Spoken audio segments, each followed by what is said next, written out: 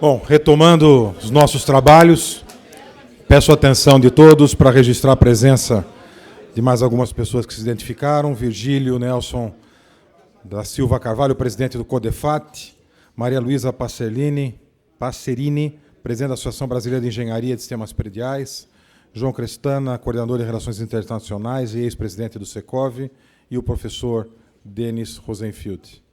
Obrigado pela presença de vocês.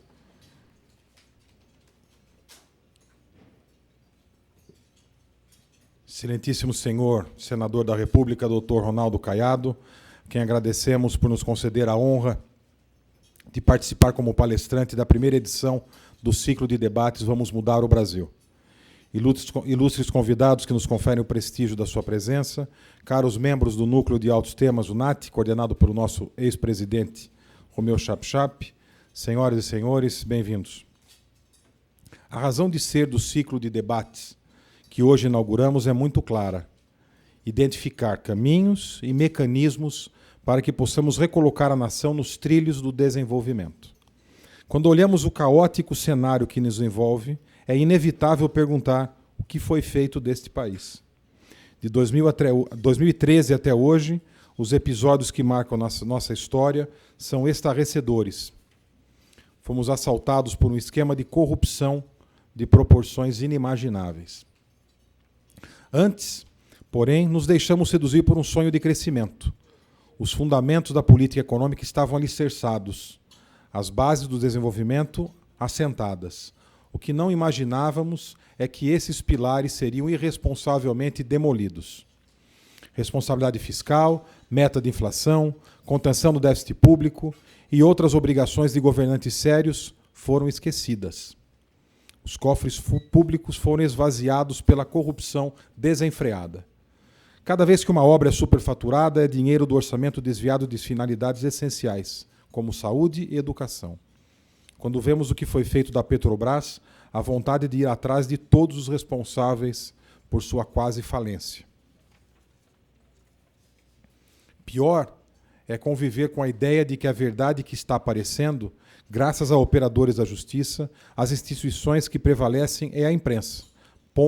Pode ser a ponta de um iceberg. Senador, nós do Secov São Paulo representamos mais de 80 mil empresas do setor imobiliário no Estado.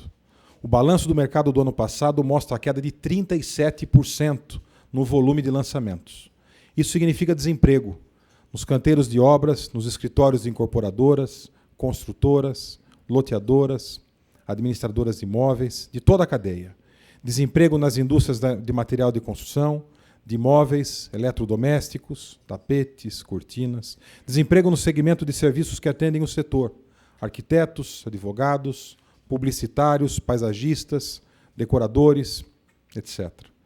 Não podemos observar o naufrágio do país e nada fazer.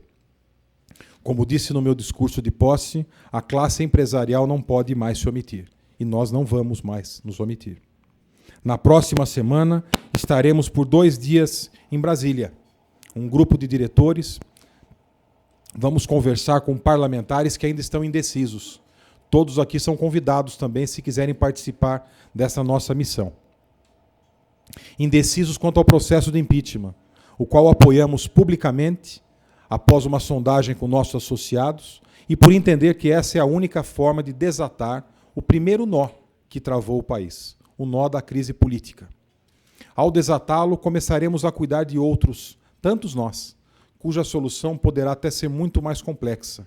Recomeçar nem sempre é fácil. A primeira providência é romper com a crise de confiança. Se conseguimos ser ouvidos, se a vontade popular se impor à vontade particular, a autoestima nos animará. Depois, é preciso um grande projeto de nação. Isso passa pela pacificação. Partidos e ideologias devem ser exemplos de desprendimento. É hora de traçar o plano de salvação do Brasil. Hora de firmar um pacto de honra, de compromisso com o futuro. Então, perguntamos ao excelentíssimo senador: os parlamentares saberão ouvir o clamor das ruas? Podemos acreditar que constitucionalmente haverá impeachment? E o que dizer do governo de transição? Os parlamentares estarão dispostos a dialogar, fazer concessões e acordos em prol do Brasil? Caros amigos, para que possamos aproveitar ao máximo esta oportunidade, vamos adotar a seguinte dinâmica. Logo após a palestra do nosso convidado, e se houver disponibilidade, o senador responderá às dúvidas dos senhores feitas de viva voz.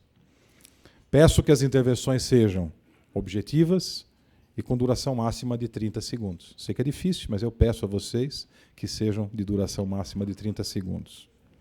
Naturalmente, todos nós gostaríamos de expressar nossa admiração pelo senador, mas vamos deixar isso para depois do evento ou outra ocasião. O foco na pergunta é a única forma de permitir que mais pessoas possam participar das discussões. Finalmente, salientamos que estamos aqui para ouvir, aprender e debater, sem perder de vista o compromisso de concluir os trabalhos às 14h30.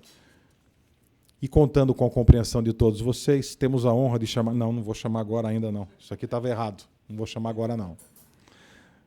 Eu peço agora para o nosso presidente e coordenador do NAT, Romeu Chap, para fazer o seu pronunciamento. Por favor, Romeu.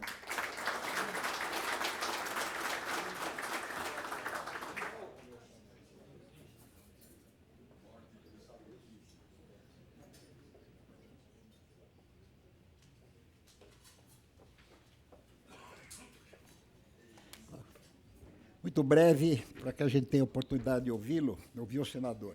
Excelentíssimo senador Ronaldo Caiado, caro presidente do Secov, Flávio Amari, prezados membros do NAT, do Secov, senhoras e senhores, boa tarde.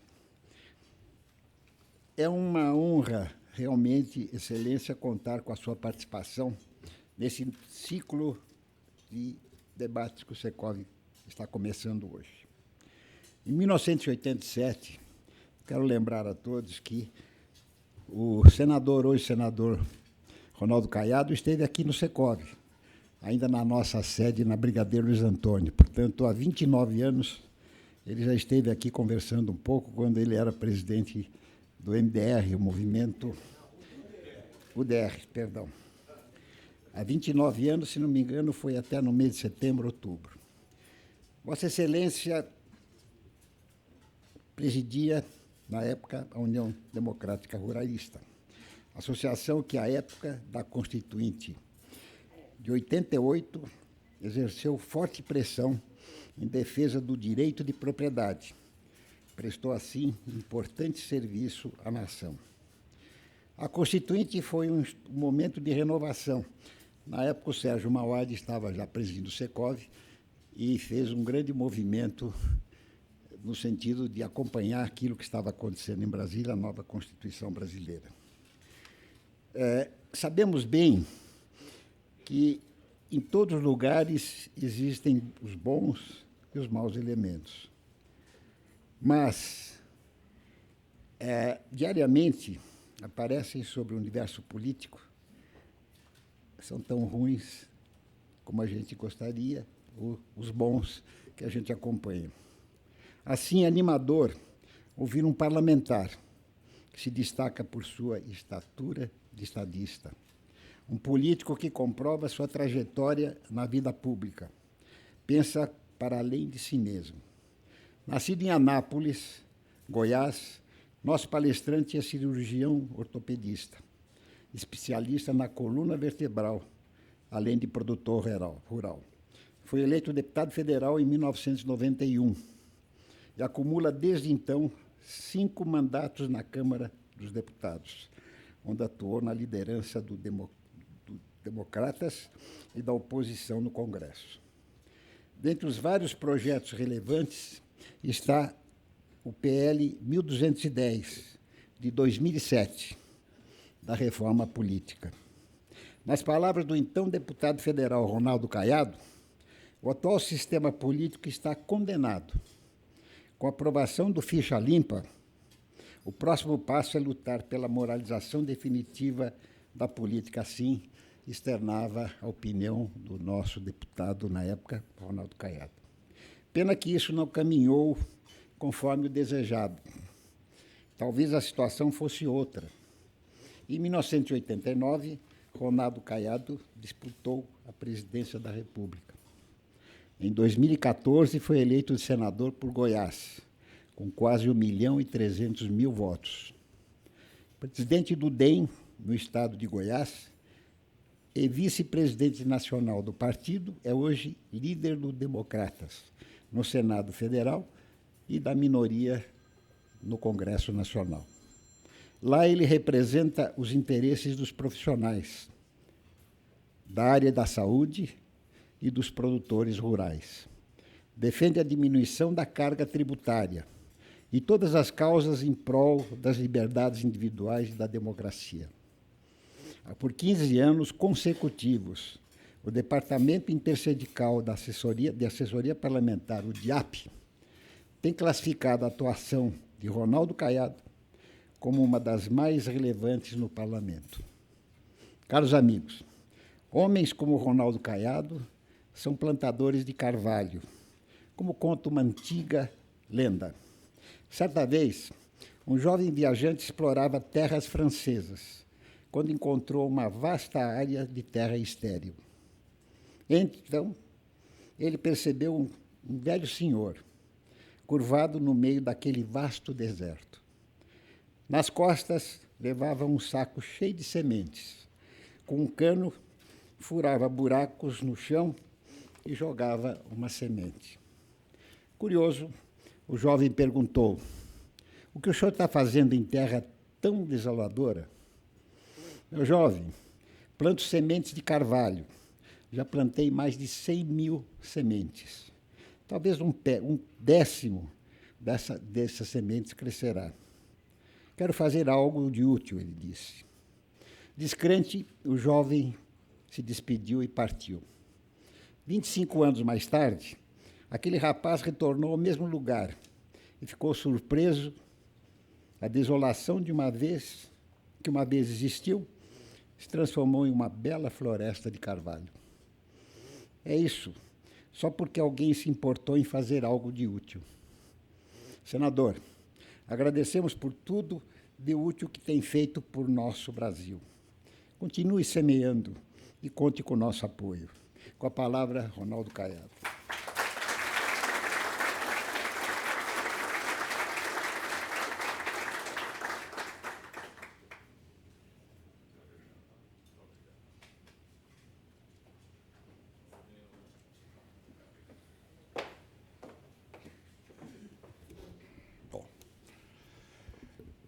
Boa tarde aos senhores, às senhoras, meus amigos aqui, que estou tendo a oportunidade de revê-los depois de tantos anos.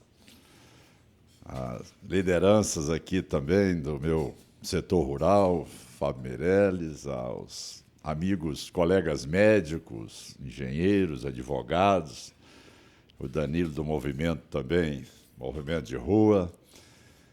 Eu quero tomar a liberdade, antes de iniciar também, fazer considerações às entidades e lideranças que se fazem presentes aqui, agradecer as palavras do nosso presidente do Secov, o Flávio.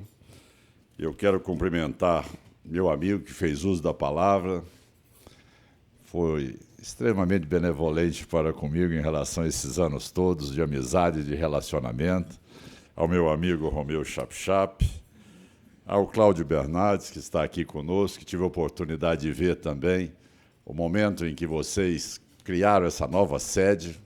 Realmente eu conheci o Secov num outro momento.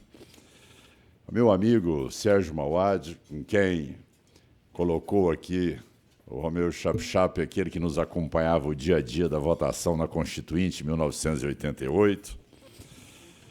Já citei aqui o Fábio Meirelles, seu filho também, o Tirso, o Miguel Inácio, presidente da FENADVB, ao César Roberto Leão Granieri, do Sindicato dos Clubes do Estado de São Paulo, a Maria Luísa Passerini, presidente da Associação de Engenharia e de Sistemas Prediais, Virgílio Nelson da Silva Carvalho, presidente do CODEFAT e também trabalhador do Ministério do Trabalho e da Previdência Social, a senhora Maria Helena Mauad, presidente aqui do Ampliar, quem com muito carinho me recebeu em sua casa, naquele momento que nós fazíamos aquela mobilização pelo país, Basílio Jafete, vice-presidente das relações do Secov São Paulo, ao Caio Carmona César Portugal, vice-presidente também de Desenvolvimento Urbano e Meio Ambiente do Secov, o Emílio Calas, vice-presidente de Incorporação em Terrenos Urbanos, ao Hamilton de França Leite Júnior, vice-presidente de Sustentabilidade, ao Ricardo Yazbek, vice-presidente de Assuntos Legislativos e Urbanismo Metropolitano do Secov, Rodrigo Shoa Luna, vice-presidente de Habitação, Paulo Germanos, coordenador do Conselho Político e ex-presidente do Secov, Lair Alberto Soares, ex-secretário estadual da Habitação, Haroldo, vice-presidente do FEComércio, João Crestana, coordenador de Relações Internacionais e ex-presidente do Secov, meu amigo professor Denis Rosenfeld, que se faz presente. Eu quero, neste momento, falar um pouco com vocês dessa situação em que o país vive. Estivemos lá naquele congresso. Dizer que a minha vida política se confunde um pouco com a trajetória do Secov, né?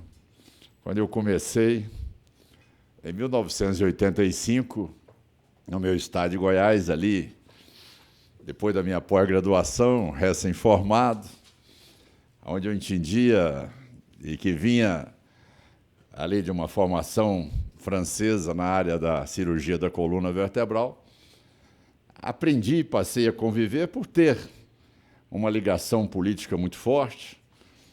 Eu sou a 5ª geração de senadores da minha família, e ao estar lá eu tive a oportunidade de poder também conviver com todos aqueles embates na Cité Universitaire de como realmente as coisas ocorriam na Europa, e aquilo me atraía enormemente. Aprendi muito e tentei, ao chegar ao Brasil, criar ali um sentimento de mobilização da minha classe, o setor médico. Naquela época, nós tínhamos o INPS, e com isso lutava ali naquela hora para que a meritocracia fosse imposta e não as indicações. Realmente a minha pretensão teve voo curto. Não consegui mobilizar os médicos, porque no momento de uma ameaça de descredenciamento, a 3ª reunião já não tinha quase ninguém presente. A partir daí, eu realmente, ao ver e assistir aqueles pronunciamentos, na época do ex-presidente Sarney, e quando o ministro da Reforma Agrária, Nelson Ribeiro, disse que iria desapropriar Londrina e transformou o Pontal do Paranapanema num campo de batalha, eu realmente, pela minha origem rural, que eu tenho orgulho de ter também, minha origem rural, é algo que eu sempre defendi com muita convicção, e ali naquela hora eu criei um movimento para que nós pudéssemos, aquele modelo com que eu enxergava um pouco também, que havia entendido existir na França, e uma participação muito forte dos segmentos que produzem, que trabalham como vocês no Secov, eu realmente passei a estruturar um movimento totalmente desvinculado da área de governo, naquele objetivo de criar um fundo próprio, ou seja, doações específicas. Fábio Meirelles foi um dos grandes alavancadores da minha ideia naquele momento, eu com 35 anos de idade, e ali, realmente, nós passamos a criar um clima de motivar o produtor rural a se aglutinar em torno da defesa dos seus direitos e participar do processo que seja da redação da nova Constituição brasileira. Eu devo dizer aos senhores, resumidamente, às senhoras, que nós fomos vencedores em todas as votações no Congresso Nacional. Nós garantimos o direito de propriedade, as terras produtivas, definimos critérios e criamos, a partir dali, uma conscientização que seria a Frente Parlamentar da Agropecuária.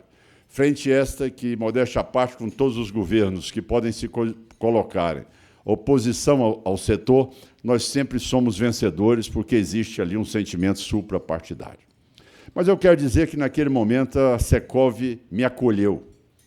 Naquele momento, naquela época, eu já com 37 anos de idade, a Secov me acolheu para que eu pudesse falar aqui aos senhores e, ao mesmo tempo, pedir a participação. num momento extremamente difícil da vida nacional, onde existia uma onda, naquele momento, socializante, no sentido de transferir para o Estado direito de propriedade, ou seja, criar o conceito que a livre iniciativa era danosa, e, naquela hora, o Secov esteve comigo em todos os momentos, e ali fizemos as grandes mobilizações, milhares de pessoas em Brasília, grandes eventos, sensibilizamos nossos deputados federais e escrevemos páginas importantes na Constituição. Eu volto aqui hoje, como disse o meu amigo Romeu Chap-Chap, 29 anos depois. Naquela época, nós estávamos escrevendo a Constituição. E que muitos poderiam dizer, tudo bem, se nós perdêssemos lá, nós poderíamos depois aprovar uma emenda constitucional e reformar alguns pontos. Mas e hoje? Hoje nós estamos vivendo um momento de um divisor de águas. Esse assunto ele já vem sendo debatido por nós há muito tempo. Durante um período, eu tenho que confessar, nesses 30 anos de vida pública, com mandatos, eu tenho que confessar que, às vezes, as pessoas me achavam um pouco assim, intransigente. O Caiado é muito duro, tal, as coisas são muito difíceis. Não é como ele está desenhando, ele está enxergando meio um fantasma ao meio-dia. Mas, olha, eu posso dizer a vocês que eu nunca me enganei, até porque eu aprendi muito cedo que você tem que analisar as pessoas de acordo com o que elas foram forjadas, no convívio que elas têm, na formação que elas têm. Quando eu debati com o Lula em 1989, eu tive a oportunidade de dizer a ele que, se ele chegasse à presidência da República, nós teríamos o mais vistoso desastre administrativo que o país ia assistir. A origem do ABC Paulista, do sindicato onde a prática é uma prática de nada republicana, que não respeita regras democráticas, que se impõe na violência, que pratica todos os tipos de crimes para continuarem no comando daquela máquina sindical, para ameaçar, extorquir ou sequestrar. A partir daí, as pessoas ficaram um pouco inebriadas. Lógico, ele teve a habilidade de colocar o Henrique Meirelles no Ministério do Banco Central, que ditava as ordens para o Ministério da Fazenda, mas nós víamos que o intuito ali era exatamente caminhar para um processo bolivariano, porque a sua substituta, indiscutivelmente, ela não era populista como o Lula, ela era uma ideóloga. Ela era uma pessoa que ali estava alicerçado também por que ocupa a função do Itamaraty, o Marco Aurélio Garcia, que realmente passou a ditar a política internacional brasileira. Neste momento, dentro desse projeto do Foro de São Paulo, eles avançaram naquilo que ninguém acreditava, que o Flávio colocou. Nós nunca podíamos imaginar que eles teriam a disfarçatez de entrar e dilapidar o patrimônio, como seja uma Petrobras, que foi a 4ª maior empresa do mundo e hoje é a maior devedora do mundo, no mundo. Então, este processo não é diferente do BNDES, não é diferente dos fundos de pensão, não é diferente da Caixa Econômica, não é diferente de todos os Eletrobras e todas as outras estatais brasileiras. E, a partir daí, eles foram avançando naquela tese que eles poderiam, inicialmente com um processo de mensalão, cooptar os parlamentares, e nós sabemos que, infelizmente, tem um segmento dentro do Congresso Nacional que é extremamente, vamos dizer, entre aspas, sensível a esses argumentos. E, a partir dali, ele começou a fazer uma base, superou um momento, se sentiu, naquela hora, endeusado, acima da lei, como sendo um cidadão inimputável, e que quem ele botasse a mão seria eleito. Na verdade, não era apenas um poste, era um poste sem luz, e, de repente, chegando aí da presidência da República, e nós vimos o processo com que o país entrou. Ou seja, a pessoa, para ser ou para assumir uma presidência da República, Ele tem, em primeiro lugar, de ter o conhecimento e o preparo para buscar as melhores cabeças para montar o seu ministério. Como dizia meu velho professor Nova Monteiro, com que eu tenho orgulho enorme de ter feito a sua escola, olha, Caiado, o homem, para ser líder, ele tem que viver no meio de uma constelação. Não é uma estrela única brilhando. Você tem que se assessorar dos melhores e ter ao seu lado as melhores cabeças. Ela realmente rejeitou tudo isso, buscou e implantou um governo onde as pessoas eram utilizadas simplesmente para ocupar o ministério e qual era a função dele? Garantir os votos do partido e fazer caixa para a campanha eleitoral. A figura do ministro, eu garanto aos senhores que se entrar aqui uns 20 dos 33 ministros, provavelmente vocês não vão conhecê-los. Não tem significado. Se desmaiarem no corredor do Congresso, vão para o serviço médico sem saber quem é. A cada dia é uma figura que garante ter 10 votos a mais num partido ou 20 votos. Veja que ponto nós chegamos. Se o Flávio já fez referência aqui a todos os escândalos que vêm ocorrendo, eu não vou ser repetitivo, porque eu quero dar o espaço para poder aqui também responder as perguntas que serão formuladas. Mas, diante de todo esse desmonte que nós assistimos nesses últimos anos, eu quero dizer que, na prática política, o processo também foi o mesmo. A deterioração da Câmara dos Deputados e do Senado Federal. É uma realidade. O desserviço que o PT fez ao país nesses anos é algo que os senhores empresários e senhoras empresárias podem saber que nós vamos ter que trabalhar muito. Porque o mais grave, eles conseguiram romper algo que nunca antes, como dizia ele, neste país, existiu, ou seja, o jogo nós contra eles. Isso é preocupante. Nós tivemos, Sérgio, embates na Constituinte, mas nós jamais vimos um clima de enfrentamento como este que nós estamos vendo agora. Vocês viram ontem, lá no Paraná, já a morte e enfrentamento com policiais. Vocês estão vendo o clima com que a presidente da República leva a todos os encontros que faz dentro do Palácio do Planalto, onde ela instiga a violência, ela faz a incitação ao crime, onde um cidadão ocupando o púlpito do Palácio do Planalto, a representação maior do Executivo brasileiro, o cidadão, a presidente faz daquilo um palanque, e o cidadão chega ali e declara que vai praticar um crime, invadir a casa, vai invadir o gabinete do deputado, vai invadir a propriedade rural do deputado, e, ao descer do púlpito, ao invés de ser algemado, ele é abraçado pela presidente e é dito que belas palavras Vossa Senhoria proferiu. Meu Deus, eu pergunto aos senhores e senhoras, o que é isto? O presidente da CUT não fez diferente.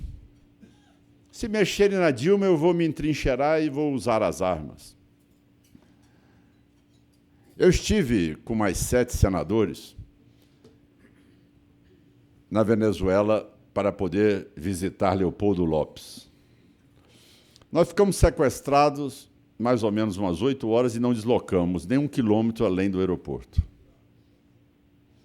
Ficamos rodeados, uma van parada, trânsito, eles interromperam todo, e ali eles apedrejavam a van e diziam que nós estávamos ali dentro de um movimento imperialista tentando desestruturar o Maduro. Não tínhamos como ir nem para frente nem para trás. Depois de mais de 6 horas retidos ali, nós fomos levados de volta até o aeroporto e entramos dentro de um avião da Força Aérea Brasileira em uma missão oficial. Todos nós, senadores, fomos obrigados a retornar. Naquele momento, a Lilian Titória, esposa do Leopoldo Lopes, conosco naquela van, ela pedia a todos que deitassem. Eu não entendi. Eu ia deitar por quê? Não, porque é a hora em que, normalmente, os coletivos passam e atiram contra aqueles que estão tentando criar qualquer reação ao movimento do Chaves. Ora, isso parecia para nós algo assim, tipo uma ficção que está ocorrendo lá. Veja, hoje nós temos um ex-presidente da República que diz que tem o seu próprio exército, que é o exército do Stedley, que vai chamá-lo para a rua quando necessário. Nós temos as mobilizações concentradas na entrada de Brasília já desde uma semana atrás do movimento do Sem Terra. Nós estamos assistindo, neste momento, aquilo que o TCU acaba de demonstrar, onde 578 mil pessoas são fantasmas dentro do INCRA. O Brasil, Vossas Excelências e a todos que aqui estão, calcula-se em média 10 bilhões de reais de gasto com essas 579 mil pessoas. Tudo tirado do bolso de cada cidadão aqui no pagamento de imposto. Nós estamos vendo uma proliferação dessas, principalmente estruturas sindicais, mantidas pelos cofres públicos sem prestar contas ao TCU, que são exatamente idênticos aos coletivos venezuelanos. Nós vimos aqui em São Paulo, onde as prefeituras do ABC Paulista, se não me engano, de Guarulhos, deslocou centenas ou milhares de pessoas para ouvir o Lula no dia do comício na Avenida Paulista, com ambulância, com carros da prefeitura, com pessoas em horário de trabalho. É um total desrespeito àquilo que se coloca.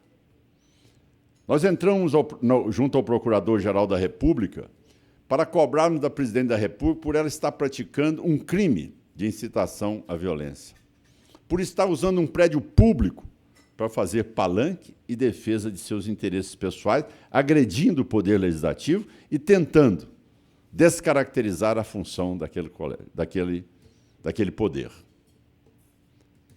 Estamos aguardando. Ontem eu entrei com um mandado de segurança. Mandado de segurança seletivo, preventivo. Sabem por quê?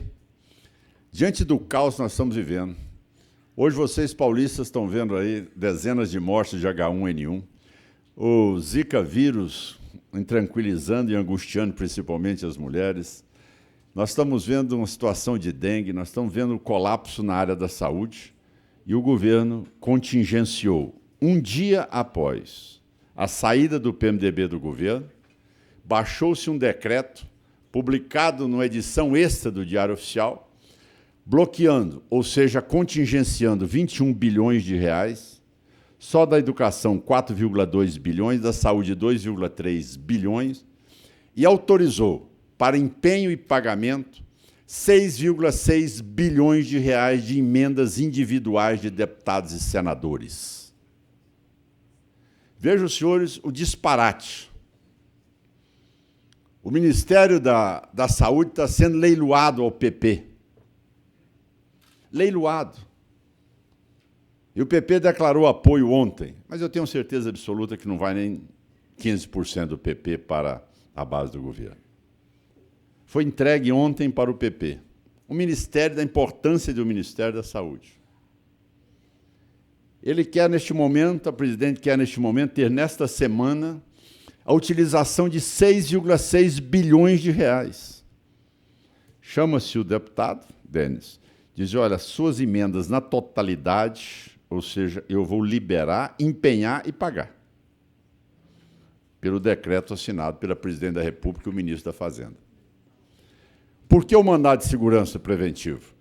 Porque exatamente eu vou obrigar ao ministro ter que se pronunciar, e já foi distribuído ontem ao ministro Celso de Mello, e ele dará o seu parecer final, onde nós aprovamos que o cumprimento dessa norma de distribuição de emendas pelo orçamento impositivo, ele tem que ser equânime, ele tem que ser distribuído, independente de sigla partidária, a todos os 513 e a todos os 81 senadores.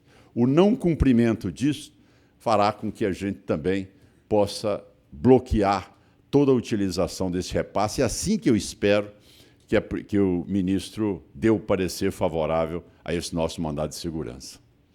Ainda cobrei, senhor presidente, ainda cobramos que a presidência da República responda por 1 bilhão e 800 milhões que já foram liberados. Para saber que foi de forma seletiva, nós temos certeza absoluta. Para saber que não cumpriu uma norma constitucional, como ela não cumpre nenhuma. E agora quererem alegar que é uma injustiça o que estão fazendo com a presidente quando nós assistimos uma situação como essa que passa o país. 10 milhões de desempregados, inflação, crédito com taxas elevadíssimas. O país perdeu sua credibilidade internacional. Hoje não é mais um país com grau de investimento, é grau de especulação, descredenciado internacionalmente, pela imagem que o país hoje está envergonhando todos nós no exterior. Nós estamos vendo o que vale a importância de um presidente da República ao vermos o que a Argentina se transformou em poucos dias. E é isso que nós temos que mostrar que vale a pena. É o que eu debatia no Congresso Nacional, dizendo para que ela quer ser presidente da República se 1 ano e meio ela não fez nada. Ela não fez nada durante 1 ano e meio, ela não apresentou um projeto, ela não foi capaz de aprovar, ela não tem base política, não tem base eleitoral. Ela tem uma fixação no poder simplesmente para manter uma estrutura que o PT quer se apoderar do poder e do comando político nacional. Totalmente descredenciados pela população. Então, eu quero deixar claro que, neste momento, nós estamos atuando fortemente no Brasil todo. Eu quero agradecer, mais uma vez, o convite que me foi formulado, porque eu quero fazer um desafio aqui aos senhores e senhoras presentes. Um fim de semana não é nada para nós. Não tem importância alguma você perder um fim de semana. Você não vai perder. Nesse fim de semana, que vem, no dia 17, vocês já pensaram, com essa máquina toda, e eu peço a reflexão aqui de cada um.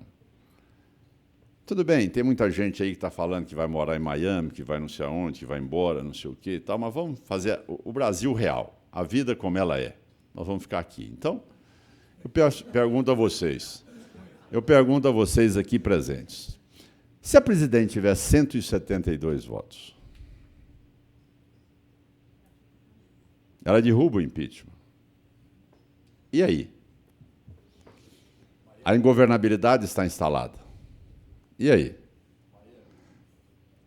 Nós vamos suportar como? Vocês vão sobreviver e nós vamos sobreviver como? Num país onde o enfrentamento ainda será mais acirrado? Então, o deputado federal hoje, que se coloca contra o processo de impeachment, é de uma irresponsabilidade que não tem tamanho. Porque ele não tem como argumentar, a não ser aqueles que estão exatamente diretos dentro do partido deles. É inadmissível que uma outra sigla partidária, como o PP se coloca, é inadmissível, porque o cidadão está enxergando interesses pessoais, assaltar a máquina pública, se beneficiar de ministérios esvaziados para ter um carro preto para andar na esplanada? Para não governar nem um dia? Mas vocês já pensaram o quanto será nocivo para o país caso isso aconteça? Comentava muito com... Tive a oportunidade de conversar um pouco ali na sala da presidência. Quais são os fatores que inibem um parlamentar, seja ele deputado ou senador? Primeiro, é lógico, o movimento que nós temos que reconhecer e tirar o chapéu, dizer que eu com a minha idade, eu voltei às minhas épocas de 35 anos de idade, quando eu vi essa meninada com esse movimento de rua no Brasil, levando a ocupar toda a Paulista, isso aí sendo uma coisa que todos nós temos que aplaudir, que eles foram os grandes heróis dessa luta que nós estamos chegando ao fim. Mas é povo na rua, não tenha dúvida. Ora, o governo vai jogar tudo o que tem no dia 17. Ele vai tentar colocar o máximo possível de pessoas. Para dizer o quê? Para dizer, olha, deputado, você pode votar em mim, porque nós temos base eleitoral e você vai ser reeleito. E ainda te passo ainda a emenda, 100% delas, ainda vou te dar um ministério, ainda vou te dar autarquia, vou te dar uma estatal, e aí vai distribuindo o Estado inteiro. Então, nós precisamos de ter uma consciência, nós precisamos de ter uma noção clara de que, se nós não tivermos a presença de pessoas em Brasília no dia 17, me desculpem, não adianta nós lotarmos a Paulista. O deputado não vai passar pela Paulista. Ele não vai enxergar a Paulista dentro do plenário. Ele vai enxergar a frente do Congresso Nacional. Ali que será o poder de mobilização. Vocês que são pessoas que são líderes, que conhecem os parlamentares, eu ouvi, isso foi até publicado, um deputado, se não me engano, de Santa Catarina, no momento de votar, ele que era empenhado na luta contra o impeachment, na hora ele declarou o voto favorável porque disse que sua filha fazia naquela data 15 anos e que ela não pediu festa alguma a ele, e que a única coisa que pedia a ele naquela hora é que ele votasse a favor do impeachment. Ele mudou o voto dentro da comissão. A presença da família nessa luta é de uma força ímpar. Os jovens que estão no convívio das escolas, as esposas que estão convivendo com vocês, todas elas têm um poder de argumentação muito forte. O cidadão não vai provocar uma ruptura completa na sua estrutura familiar, social, para acompanhar um processo totalmente enlameado, totalmente corrompido, que não tem como conviver com essas pessoas, que não podem ser referência no país. Quando eu tenho que debater com um deputado do PT, eu fico imaginando, meu Deus, como é que você tem a cara de pau de defender um governo como esse, totalmente vinculado à bandalheira, à corrupção, a assalto, a crime, a tudo que tem no país? Mas é impressionante. Eles são... Eu poderia dizer que eles são submetidos a uma lavagem cerebral. Eu, às vezes, como médico cirurgião, minha área é de ortopedia, mas eu fico pensando, eu acho que o cérebro do PT é cérebro 0 quilômetro, nunca raciocinou na vida, é totalmente mandado. É um cérebro que segue à risca aquilo e realmente não tem assim uma capacidade de ver o que eles causaram no país. As melhores condições nós temos para o povo, 10 milhões desempregados no Brasil, amanhã nós vamos ver saque nos supermercados. Você falar que você construiu um país, serve uma Petrobras, quebra uma Eletrobras, você quebra tudo, você vai dizer que você fez alguma coisa pelo país, pelo social? E eles vociferam aquilo. E é impressionante o quanto, muitas vezes, os nossos aliados se omitem no debate. É impressionante isso, porque eles gritam, minha gente, nós estamos aqui para defender, mas não vale a pena. Então, por que nós somos senadores? Por que nós somos deputados? Se nós não formos para o enfrentamento com eles, daqui a pouco eles ganham o jogo. Essa é a realidade, nós temos que ter a coragem de enfrentá-lo. Entendeu? Quando eu colocava ontem o ministro da reforma agrária, os absurdos que ele está praticando, ele com aquela voz melíflua, aquela cara de um cidadão assim, aquela cara de paisagem, como se nada tivesse acontecendo. Falei, mas como? O senhor tem 579 mil fantasmas dentro do seu órgão, que o senhor preside, que o senhor comanda, 579 mil pessoas recebendo bilhões de reais da sociedade. Você vai dizer o quê para nós? Quantos assentamentos já foram emancipados? Qual é o IDH nos assentamentos? Qual é a produtividade? Bom, minha gente, olha, essa é uma realidade que nós temos que ir. É um risco? É. Imaginem bem, às vezes minhas filhas chegam, meu pai, diminui um pouco. Falo, minha filha, é o estilo, cada um tem o seu estilo. Eu já brigo, eu já luto com o PT, eu já os enfrento há 30 anos. Não vai ser agora que eu vou mudar a minha rotina, e nem neste momento em que a sociedade se conscientiza disso. Mas a presença de vocês, a organização de vocês, o aparato que nós precisamos de fazer para que Brasília esteja ocupada pelas nossas bandeiras verde e amarela, a bandeira do Brasil, diferenciando daquela bandeira vermelha que assusta o povo brasileiro, isso será fundamental para sensibilizar também os deputados. A presença que o Secov vai fazer a todos os gabinetes de deputados, sensibilizando-os, mostrando a necessidade de desapiarem dessa estrutura de governo. Então, eu acho que é este o grande momento que nós estamos vivendo, e de altíssimo risco. É isso que eu quero dizer. Eles querem levar o Brasil para um processo de enfrentamento. Se ela sentir que ela pode não ganhar, ela vai levar o Brasil para um processo de enfrentamento de nós contra eles. Esta é a lógica que eles querem colocar em prática. No mais, é deixar claro que, como senador da República, tá certo? Eu agradeço o apoio que eu sempre tive da classe. No meu estado de Goiás, eu recebi um apoio forte também de vocês. Dos votos que recebi lá numa eleição difícil, mas que estou lá, neste momento, cumprindo o meu mandato de senador da República. É lógico que a Câmara dos Deputados, 20 anos, você já sabe o caminho das pedras. Lá no Senado é diferente. Lá, lá é mais punho de renda, lá o negócio é mais delicado, o jogo não é... Então, eu já chego assim meio atropelando, já fica meio complicado. Mas é o estilo, e nós temos que deixar claro que nós não vamos mudar depois dessa fase. E eu quero, ao concluir aqui, fazer um pedido mesmo a cada um de vocês. Reflitam o dia 17, analisem bem. É um final de semana, vamos para lá no sábado, domingo, segunda-feira todo mundo vai voltar comemorando, se Deus quiser, porque eu tenho a certeza absoluta que nós vamos ganhar o jogo. Olha, veja bem, deixa eu dizer a vocês, nós tínhamos uma situação extremamente delicada na CNA, Confederação Nacional da Agricultura, onde vocês todos sabem, tá certo, que a ex-presidente é ministra da Agricultura e, como tal, existia ali um processo de constrangimento em se posicionar.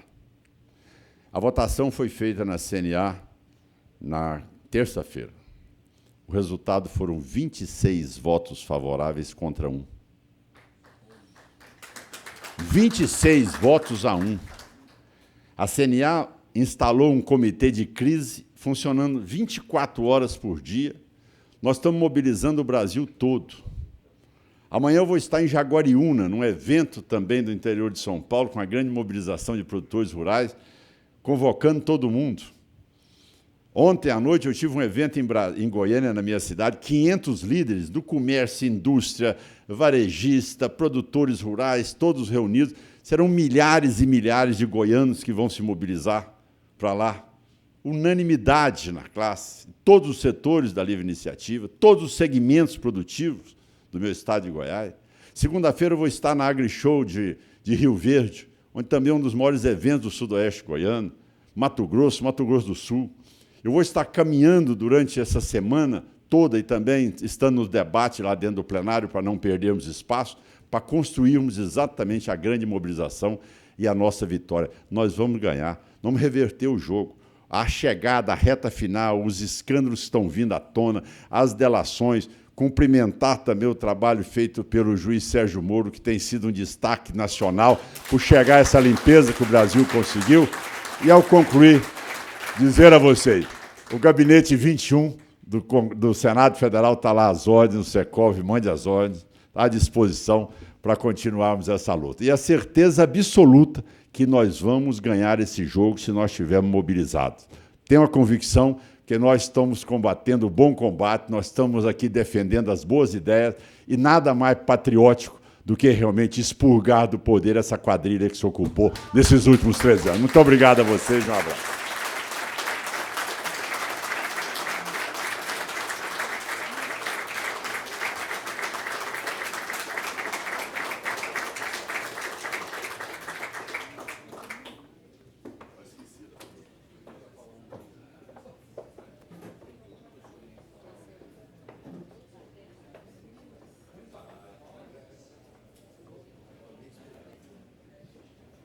Obrigado, senador, pelas palavras.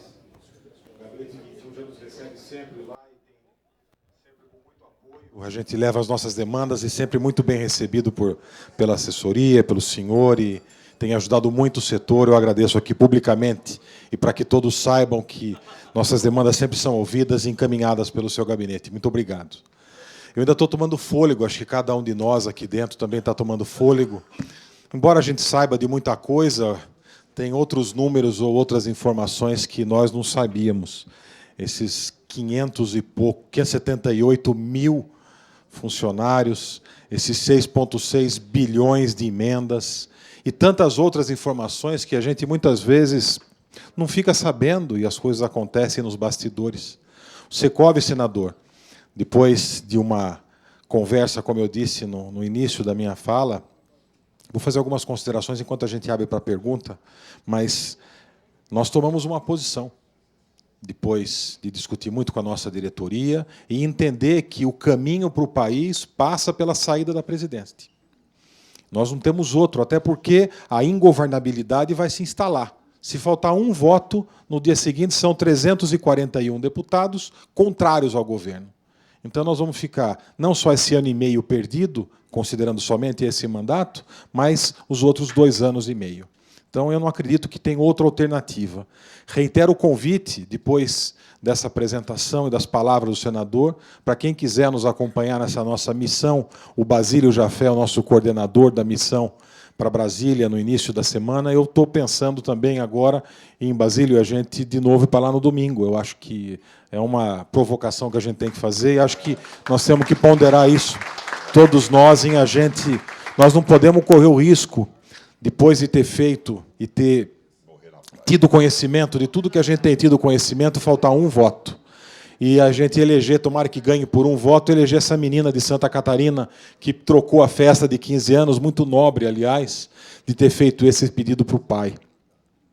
Espero que outras meninas de 15 anos ou outros amigos de parlamentares e que façam o mesmo. E acho que cabe a nós também fazer a mesma coisa. Nós estamos na fila aqui para conversar e nós vamos ficar na porta do gabinete do ministro Kassab. Na quarta-feira, nós vamos encampar e vamos deixar a nossa opinião para o ministro. E acho que todos nós aqui temos que registrar pela relação, pela amizade, pela proximidade, por tudo mais que a gente tem de empatia, por todo o trabalho que ele fez e sempre ter atendido todos nós. Eu acho que é muito importante que a gente faça isso e registre para ele a importância que tem esse posicionamento neste momento no nosso país. Então, nós vamos fazer isso.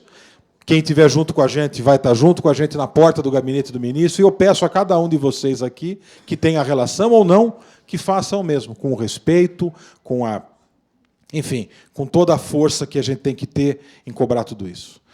Antes, para esquentar o debate, eu queria que o senhor falasse um pouquinho mais para a gente, que é o que mais deixa a gente indignado, além de tudo isso, é a gente ouvir, como o senhor colocou, e acho que muitos de nós que defendemos o direito de propriedade, que atuamos na área imobiliária, e muito nos preocupa quando a gente ouve esse tipo de discurso, ainda mais dentro da presidência da República, ser enaltecido alguém que fala que vai invadir terra, que vai colocar fogo em algumas coisas, que vai tomar o gabinete de ministro, e depois sai, em vez de ser, como o senhor disse, algemado, sai com palmas, em pé, e sendo abraçado. Eu não vi esse abraço ainda bem que eu não vi, ia ficar um pouco mais ainda aborrecido, mas esse abraço ainda da presidência. Então, para esquentar, eu queria que o senhor falasse um pouquinho mais e como a gente pode fazer alguma coisa. O Secov entrou com uma representação no Ministério Público, na gestão do Cláudio ainda, acho que foi ano passado, porque nossa entidade foi quase que sitiada, ou foi sitiada até, Não sei se todos sabem disso, mas um desses, não quero citar o nome dele aqui, mas eu sei quem é, mas eu não quero citar o nome dele aqui, até porque nós temos dezenas de ouvintes também, além de todos que estão aqui. Eu recebi a informação que nós temos muita audiência agora no YouTube, enfim, outras pessoas, outros meios aí acompanhando. Então, não quero citar o nome dele, mas nós somos sitiados e nós entramos com uma representação no Ministério Público. Então, existe alguma outra ação que a gente pode tomar contra esse tipo de terrorismo que está se espalhando pelo país? E abrir um pouco mais, quem quiser fazer pergunta, que peça a palavra. Sérgio, Ivone. Bem, objetivamente, eu acho que nós estamos há 10 dias. Vamos ser bem pragmáticos. Agora não dá para dispersar muito aquilo que é o rumo do processo. É exatamente atuar junto aos indecisos. Tem um mapeamento feito aí pelo Vem Pra Rua e pelo Estadão, ou vocês também têm aí, o Denis também tem um mapeamento também bem feito. Eu acho que atuar exatamente em cima daquele que você consegue resultado prático. Ou seja, vamos dizer, botar o dedo na ferida, ou seja, naquele ponto específico, onde pode ter resultado. Primeiro ponto. E o segundo ponto é mobilização. Vocês veem que o Lula hoje está em São Paulo. Não, cancelou São Paulo, foi para Recife, tá certo? Está se deslocando todo dia, fazendo um evento em cada lugar, que é o quê? Para dar energia ou discurso para os que vão trair. E outro fato que eu quero pedir a todos, que quando o parlamentar vier argumentar com você, mas eu não vou votar no impeachment, mas eu vou votar para a nova eleição. Isso é uma mentira. Isso é um engodo, isso é uma cortina de fumaça. O Congresso Nacional não pode votar nova eleição. Tá certo? As pessoas não podem ser analfabeto regimental, tá certo? Não podem ser totalmente despreparados. Tá certo? Não existe isto. Uma nova eleição só acontece caso tiver uma decisão, aí sim, pelo TSE, pelo Supremo Tribunal Federal. Do contrário, o calendário está pré-estabelecido. Não existe PEC que possa antecipar a eleição. Então, é um ponto que eu gostaria que vocês soubessem e dissessem para o parlamentar, por favor, não desrespeite tanto minha inteligência, por favor, vamos voltar ao que o senhor pode fazer para mim, que é exatamente votar no impeachment, que é a única coisa que o Congresso pode fazer. Esse outro assunto é um assunto lá do Poder Judiciário, deixa para lá, eles vão resolver. Agora, o que o senhor pode fazer por mim é votar no impeachment. Então, é a presença e o contato direto. Esse contato, você está dizendo, com o Kassab é muito importante. A posição do PSD já foi muito mais favorável, em um certo momento, ao processo.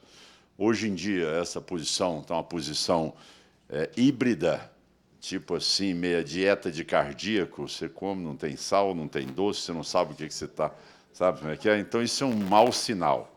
Entendeu? Então, esse é um lado que nós precisamos de ter mais um foco, como também o PP, como também o PR, como esses partidos que vocês sabem estão todos na mídia, e que esses parlamentares devem ser exatamente aqueles mais contactados.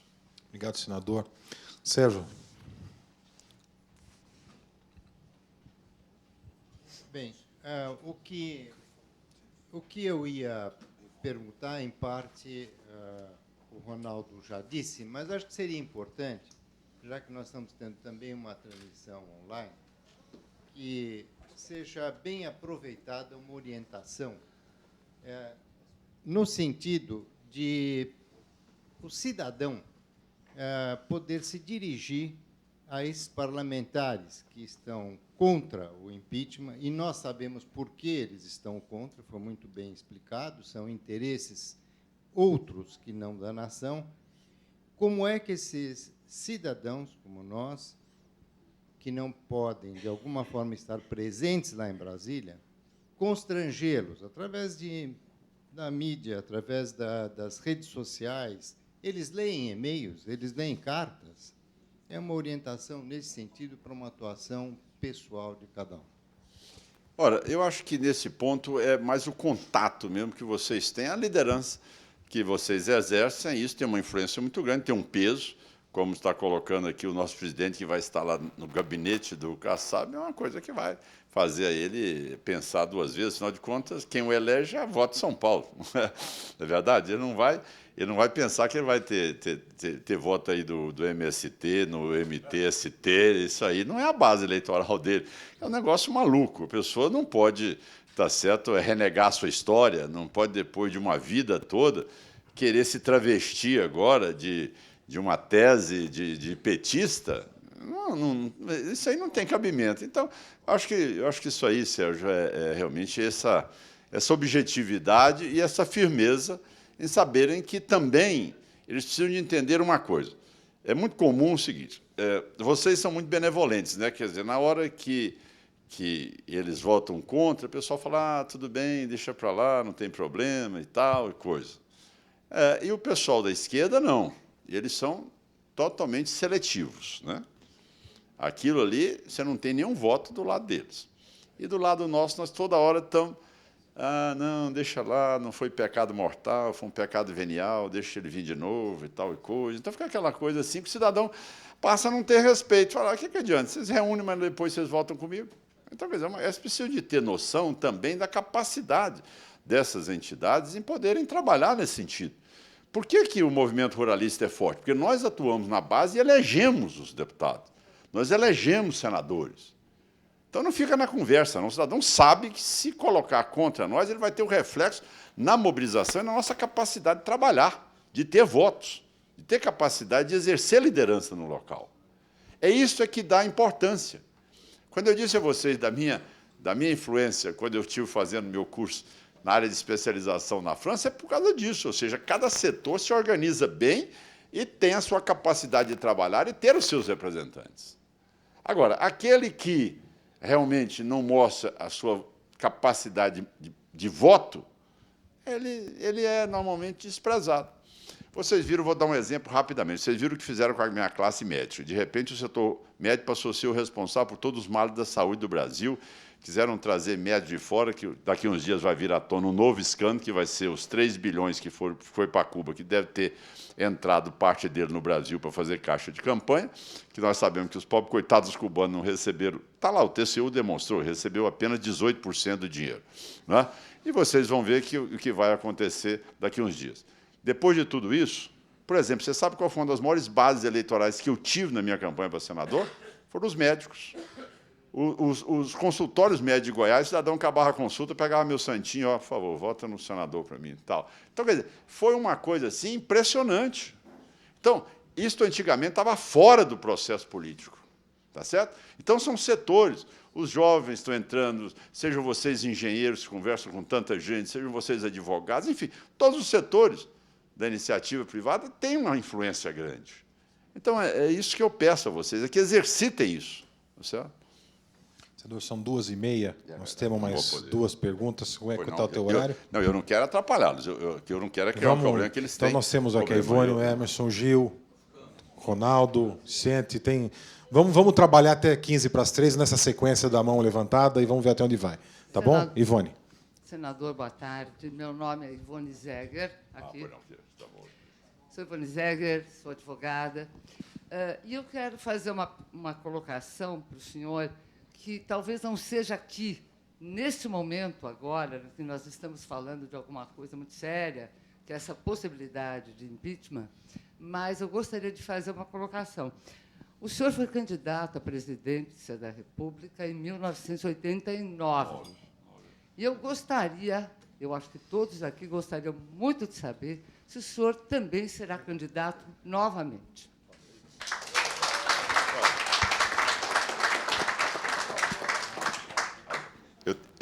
Eu sou muito direto, né? Eu faço política assim, eu nunca gostei de ficar aquela coisa mais ou menos, eu não tolero assim, e por isso é o meu estilo. Eu vou dizer com toda clareza. Em primeiro lugar, agradeço aí a referência aí ao meu nome e dizer que é um momento que eu cheguei numa fase política que, se eu puder participar, talvez vai ser o momento áureo da minha vida. Já pensou poder enfrentar o Lula, eu e ele, assim, mano a mano, depois de 30 anos? Já pensou? Né? Depois de 89, 25 anos depois, nós dois nos encontrando. Aquilo que ele dizia, pô, o Caiado, o grande latifundiário, hoje sou pequeno produtor perto do filho dele, na verdade. Né? Dos triplex, das coisas todas e tal do Brasil. Quer dizer, vai ser uma coisa maravilhosa. Quer dizer, logicamente que eu quero trabalhar para isso, eu sou bem objetivo.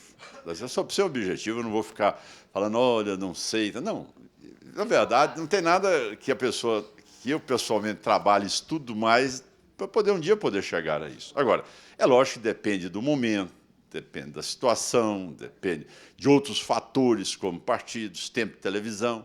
Agora, da minha parte, você pode saber que eu trabalho 24 horas, com o mesmo afinco quando eu tinha os meus 39 anos de idade, quando eu disputei a presidência da República. Tá bom? Muito obrigado pelo apoio. Obrigado, ficamos muito felizes de ouvi-lo. Emerson. Senador, é um prazer revê-lo aqui entre os empresários. A minha satisfação pessoal de ter trabalhado consigo no Congresso e saber que, de fato, o senador que brigava com a gente no Congresso continua, o deputado na época, né, porque nós éramos deputados, continua hoje como senador um bom de briga. E primeiro eu queria cumprimentar, Flávio, pela oportunidade que o Secov está nos dando aqui de ouvir uma pessoa como o senador Caiado. Isso é um momento raro, muito importante para nós. É alguém que, com certeza, estará presente em 2018, cumprindo para o Brasil um momento completamente novo, diferente. O Brasil vive um momento, senador Caiado, saiba disso, de renovação de lideranças. Não serão políticos no futuro os mesmos políticos que têm essa forma de atuação no passado. Virão outros. Não tenha medo de se posicionar candidato a presidente, porque virão muitos apoios a você com esse radicalismo de cidadania que nós estamos precisando no Brasil. O Brasil precisa radicalizar em alguns momentos que nós estamos sempre contemporizando e achando que é verdade quando o senhor coloca aqui. Porque a gente se acomoda um pouco, e principalmente nós, empresários, eu estava dizendo aqui na mesa, uma boa parcela de culpa do que nós vivemos vem do empresariado não se posicionar no Brasil. O empresariado dá dinheiro para a campanha deles, senador, dá dinheiro para eles e depois reclama com o que é feito, com o dinheiro que é dado para a campanha deles, que não soube dividir depois lá atrás. Então, senador, eu queria tranquilizá-los em relação a uma conta que eu fiz e dividir com você isso. 171 votos. O fulano que vai votar a favor do impeachment vai pensar na cabeça dele, na hora dele votar, o seguinte: eu preciso que todos os 171 votem comigo, mas se um não votar, eu estou morto. Ou seja, na cabeça dele, o risco político que ele vai correr naquele dia, e essa é a minha esperança, por isso quero passar essa esperança para vocês, ele precisa que os 171 não se arrependam. Um deles que se arrependa, ele está morto. Então, concordo consigo, serão os petistas radicais que vão votar com ela e não tem jeito, e os outros não terão coragem de assumir o risco político, e por isso esse apoio, essa mobilização precisa significar que ele vai correr um risco político, sim, ele vai morrer politicamente se ele votar, e um deles não votar, um dos 171, porque ele está morto no dia seguinte politicamente. É isso que vai fazer essa presidente ir para casa e nós voltarmos a ter um Brasil diferente. Muito obrigado. Muito obrigado, Emerson. Muito agradecido aí. Tivemos a oportunidade de conviver lá na casa, numa legislatura toda, e você sabe também do meu carinho e alegria eu poder reencontrá-lo. Aqui você colocou uma realidade. E, além do mais, no processo de impeachment, o cidadão não vota no painel. Ele é chamado pelo presidente, ele tem que levantar de sua cadeira, caminhar o corredor, chegar no microfone e declarar o seu voto. Então, é algo assim que não é apenas votar ali e ir embora correndo do corredor, não. Ele tem que colocar de viva voz qual é a sua posição. Então, eu acredito, eu também... Você sabe, nós temos sempre que trabalhar, mesmo com a perspectiva, nós temos que trabalhar mais ainda, na verdade. Nós não podemos afrouxar antes, porque eles estão usando de métodos que são os mais baixos, rasteiros e criminosos possíveis. Você vê, é verba do orçamento, é cargo de governo, é o Palácio do Planalto. Então, eu acho que toda a cautela neste momento, no sentido de avançar na sensibilização, é importante. Mas eu agradeço suas palavras, meu amigo. Muito obrigado, Emerson. Obrigado, Emerson, também. Conto com você aqui na próxima semana, na segunda e na sexta-feira, na sequência desse debate aqui.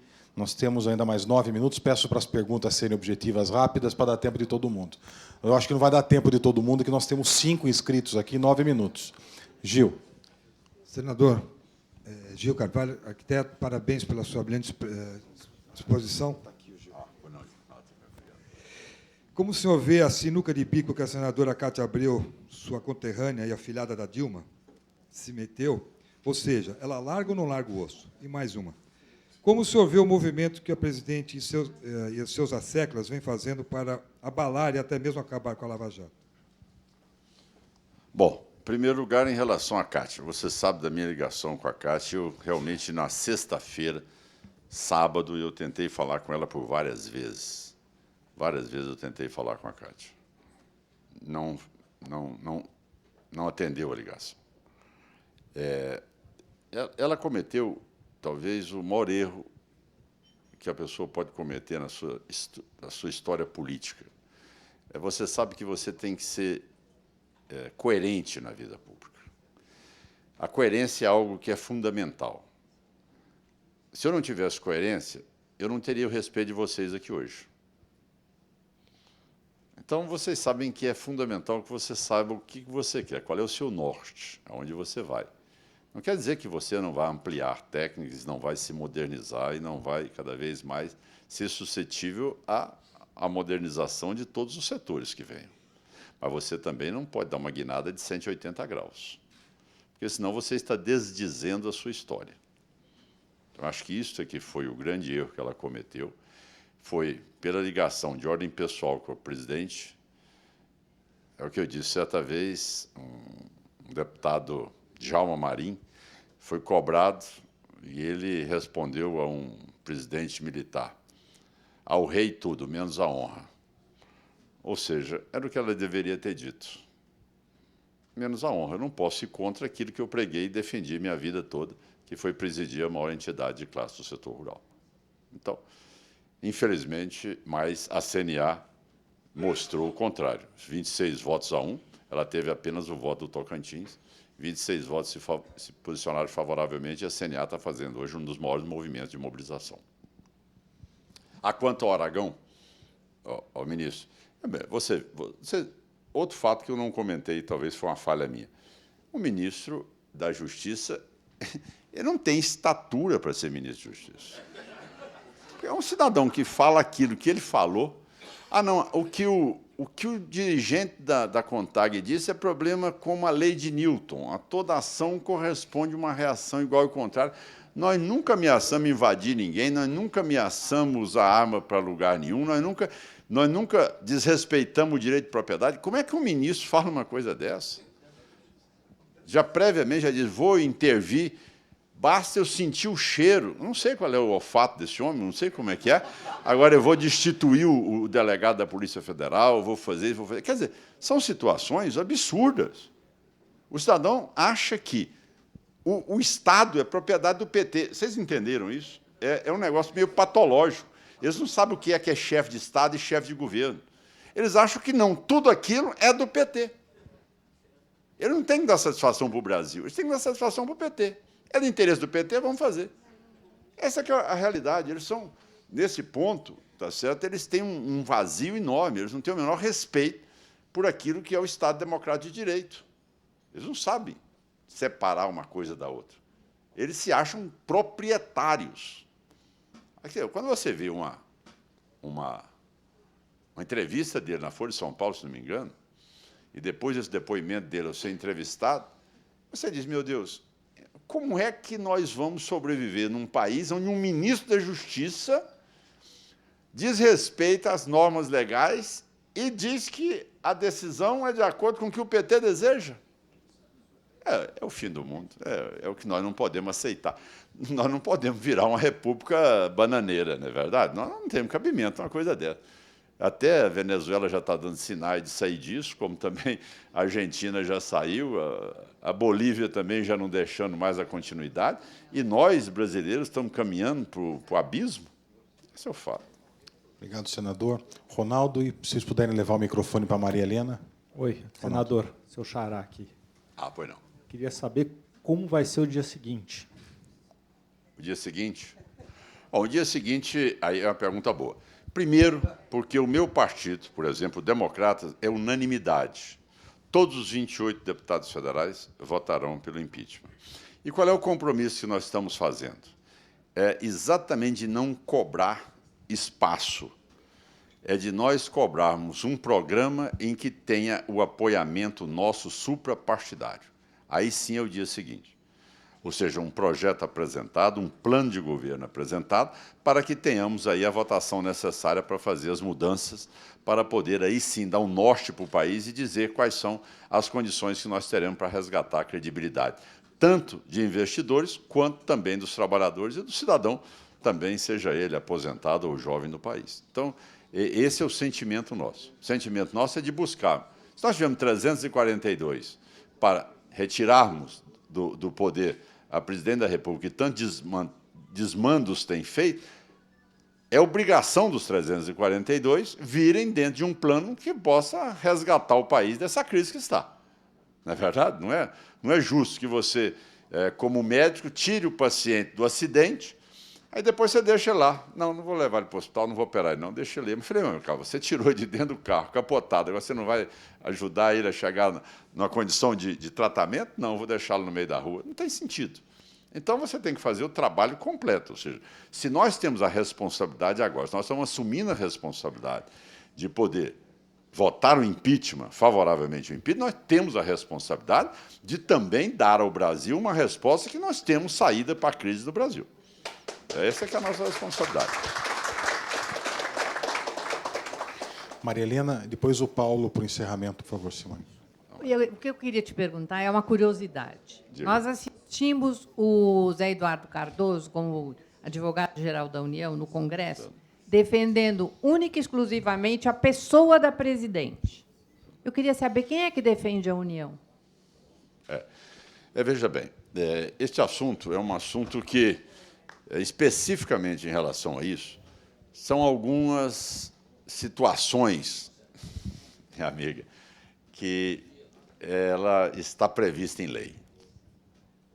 Essa é uma modificação que foi feita na legislação brasileira, onde a figura do presidente da República tem a prerrogativa de ter a defesa por parte da Advocacia Geral da União, entendeu? No exercício do mandato. Então, nós não podemos fazer uma crítica direta especificamente quando ele lá esteve, porque ele está ali também dentro de uma norma legal prevista para que o presidente da República tenha da advocacia também a seu serviço. Então, é um fato. Peço desculpas ao doutor Vicente e algumas outras pessoas que pediram, mas pelo horário eu estou passando para o Paulo Germanos fazer a última pergunta e depois a gente faz o encerramento. Caro senador, parabéns pela sua coerência, pelo seu exemplo que o senhor transmite para todos nós. Uma rápida do Emílio, queria saber se no Senado passa o impeachment. E a minha é a seguinte, para o senhor poder encerrar. Anos 80, numa reunião da UDR a qual eu compareci, tinha uma faixa que dizia assim, paca fora do bando é comida de onça. Isso vale, como é que a gente vai transmitir esse sentimento para essa grande massa da população que está dispersa e que está subjugada por uma minoria organizada? É verdade. Bom, em primeiro lugar, a matéria aprovada na Câmara dos Deputados, ela inevitavelmente já vai chegar com um sentimento e uma força e um apoiamento popular numa proporção que, nesta hora, você vai ver que, principalmente, aqueles que já são sobreviventes vão aderir no outro dia. Não tenha preocupação com isso. Isso é como um tsunami, ninguém se coloca à frente dele. Entendeu? Estou tranquilo, Hermes. Você sabe. Na primeiro dia, ele vem conversar com o Michel no outro dia. Você concorda comigo? Então, isso aí é um fato que eu tenho convicção que o Senado Federal jamais vai obstruir uma matéria que foi votada por 2/3. É um quórum que não existe para nada, nem para você mudar a Constituição. Tá certo? Para mudar a Constituição são 308. 342 para se tirar a presidente da República. É o quórum mais alto que existe na Constituição brasileira. Então, não vai ser um Senado Federal, com uma maioria simples, que vai votar contra uma casa que tem a representatividade do povo. Porque quem representa o povo é a Câmara dos Deputados. Nós, senadores, representamos as unidades federativas. Então, o Senado revogar uma decisão, tá certo, de admissibilidade da Câmara, é um escárnio. Isso é impossível de se imaginar. É o fechamento do Senado. É uma coisa que tranca as portas. Não vejo como esperado. Em relação a essa tese, foi a tese que foi o slogan que nós lançamos para podermos, naquela época, uma classe tão forte, tão desarticulada, que era o setor rural. E que fomos vitoriosos na Constituinte, criamos a Frente Parlamentar da Agropecuária, conhecida como Bancada Ruralista, e que cada vez mais se consolidou, cada vez mais o setor foi se envolvendo também em colocar nomes na política, tá certo? E aí se candidatar a deputado estadual, deputado federal, prefeito. Então, foi uma cultura que nós trouxemos, onde, naquela época que eu iniciei, existia um fator inibidor. As entidades de classe, você não podia falar política. Ah, não, aqui não pode falar política. Aqui não pode falar política. Quando eu criei a UDR, foi porque nós não podíamos falar política dentro do sindicato, nós não podíamos falar política dentro da CNA, nós não podíamos falar política dentro das cooperativas. Então, eu falei, então o que é isso? Eu estou na democracia ou onde é que eu estou? Ah, não pode falar, que nós não falamos política. Ah, não fala política? Não, então vou criar uma entidade e falar só política. Pronto. Entendeu? E aí foi que nós começamos a luta, enfrentando todo esse pessoal e tudo, e criando uma entidade que ela é 100% financiada por doações de produtores rurais, independentes, sem vínculo com o governo, e partimos para essa tese da união e na concentração de votos, que foi fundamental para nós sobrevivermos. E é isso que a gente pede, que cada vez mais vocês, a presença aqui do Fábio Meirelles hoje me engrandece enormemente, tá certo? Eu acredito que outras entidades de classe também, vocês poderão montar aí esse comitê também para avaliar esse momento aí, dessa ação seletiva, no sentido de identificar os deputados indecisos ou os contra que vocês têm contato, e depois aquilo que for possível também da mobilização no interior de São Paulo, principalmente dando às pessoas uma estrutura mínima de deslocamento. A estrutura mínima de deslocamento é que deve ser dada para as pessoas nesta hora, porque vocês viram o aparato que eles fizeram aqui. Você viu que os movimentos colocaram aqui 1,5 milhão de pessoas na Paulista, não tinha nenhum ônibus estacionado do lado. Todo mundo veio de qualquer jeito, chegou lá. O dia que eles puseram ali 90 mil pessoas, tinha ônibus que engarrafou São Paulo todo. Na verdade, desde o Mato Grosso do Sul veio ônibus. Não é? Então, quer dizer, vocês viram a maneira com que eles usam esse aparato que é um aparelhamento do Estado, é de prefeitura, de governo federal. Então, o poder de manobra deles sobre esse pessoal é demais. A Rede Televisão entrevistava, o senhor está aqui por quê? Eu estou aqui porque eu ganhei uma camiseta vermelha, ganhei um boné, ganhei R$300, eu estou aqui. O cara não sabia nem o que ele estava fazendo ali. Não tinha nenhuma formação diferente da nossa mobilização com conscientização política. Muito obrigado, senador. Obrigado a cada um de vocês. Lembrando que, reforçando o convite para vocês para a próxima semana, é importante a participação de todos, e queria pedir para o Romeu fazer aí as últimas palavras para o senador de agradecimento. Por favor. Então, senador, eu acho que o senhor já ouviu a pressionante a necessidade da sua presença política nos defendendo. E, como o senhor disse, tomara a Deus que a gente tenha a chance, e se houver uma falha, o Supremo, como o senhor disse, ou o próprio criar uma eleição esse ano não, mas abandonar completamente esse caminho, que não é via Congresso, aí nós teremos o senhor mais perto de nós, mais brevemente. Muito obrigado pela sua presença. Muito obrigado, amigo. Estou agradecido a todos vocês e até a vitória no dia 17. Obrigado.